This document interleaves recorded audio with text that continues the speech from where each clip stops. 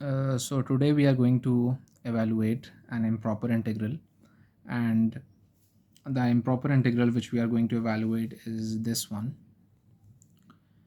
Uh, we are interested in finding the area of this function e raised to power minus x from 2 till positive infinity.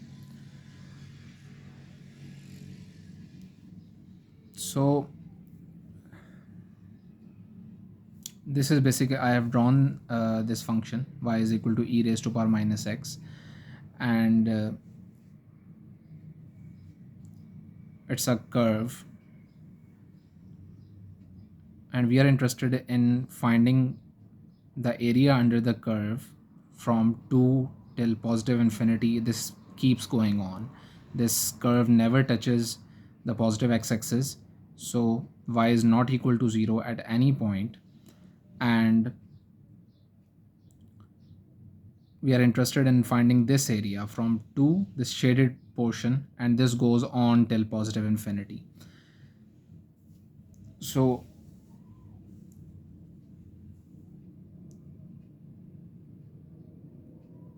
this appears to be a definite integral, but infinity is not a definite number. So in a definite integral we have limits, but both of those limits are defined numbers. 2 is a defined number, positive infinity is not a defined number. It is uh, not a particular value which we can say that that number is equal to positive infinity. It's a huge number, but we don't know what it is equal to. So we need to replace this positive infinity with some kind of definite number, because we want to evaluate this definite integral. And this, if we look at this kind of resembles this geometric series. Like this geometric series, it has first term equal to 1, and as we go further into the series, the terms decrease. 1 becomes half, and half gets decreased to 1 by 4 and 1 by 8 and 1 by 16, and this goes till infinity. And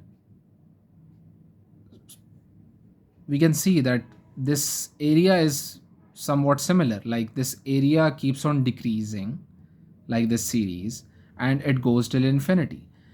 This series, even though it is an infinite series, but this approaches a value which is 2.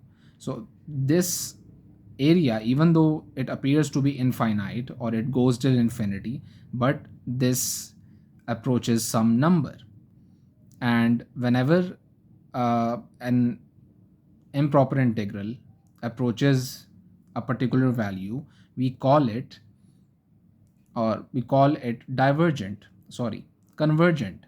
We call it convergent integral.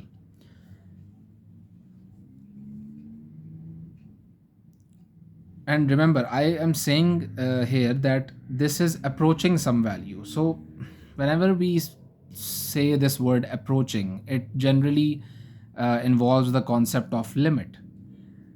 And here we have e raised to power minus x, and we are interested in finding its area from positive 2 till positive infinity.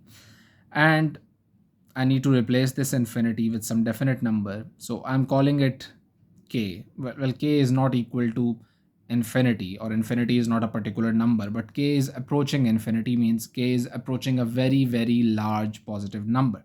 So we can write it as limit as k approaches infinity, and as k is approaching infinity, we can replace infinity with k. K is not equal to infinity, but k is approaching infinity. So I have written k in place of infinity, and as k is approaching it, and we are going to integrate this with respect to x. So this is, now we can integrate it because it is a definite integral.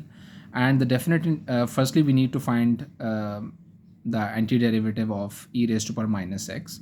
So what is the antiderivative of e raised to power minus x?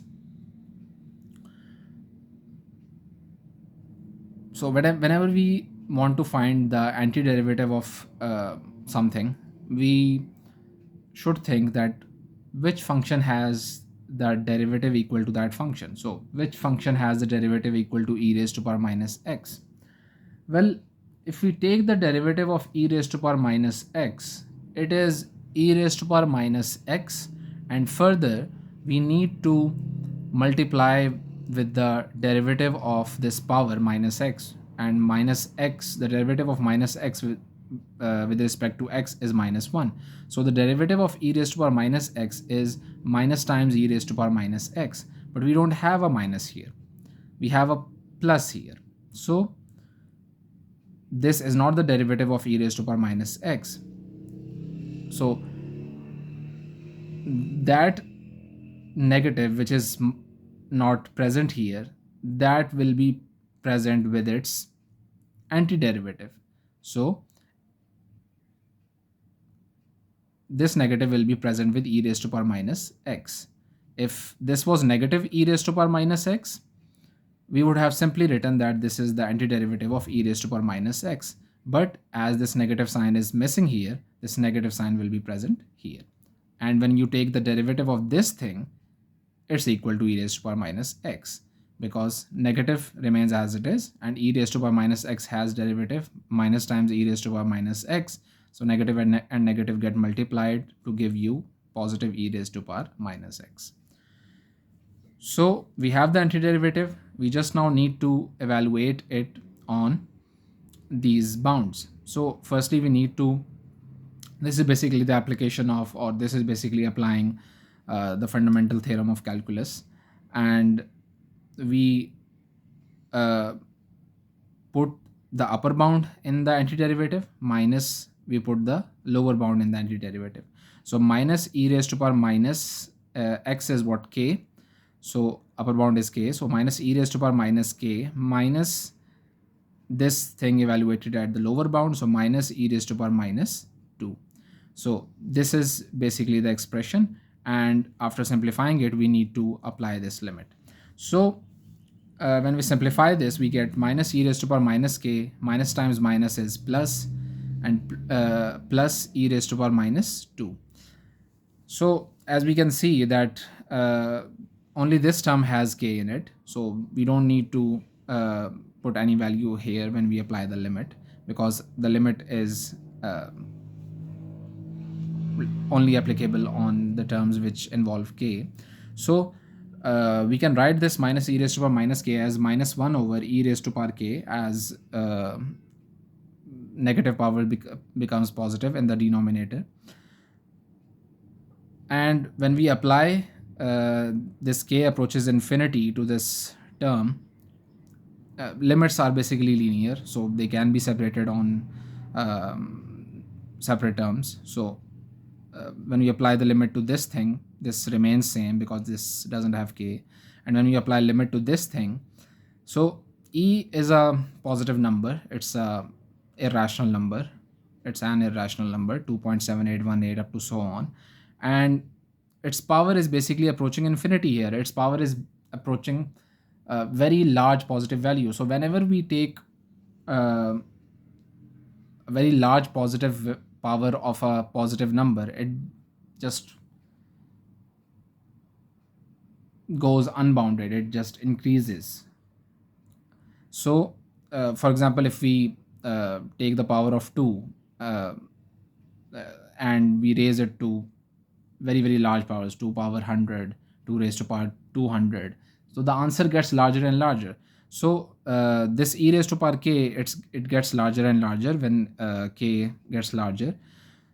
So minus 1 is being divided by a very large value, and when minus 1 is divided by a very large value, this term approaches 0, because whenever a number is divided by a very large value and that number which is in the denominator gets larger and larger, that basically means that that term will get smaller and smaller because we are dividing by a large number. So when that term gets smaller, the whole answer basically approaches 0. So this term approaches 0. We are left with only this term, which is equal to e raised to power minus 2. And we can write this as 1 over e square. So this is your final answer for this integral.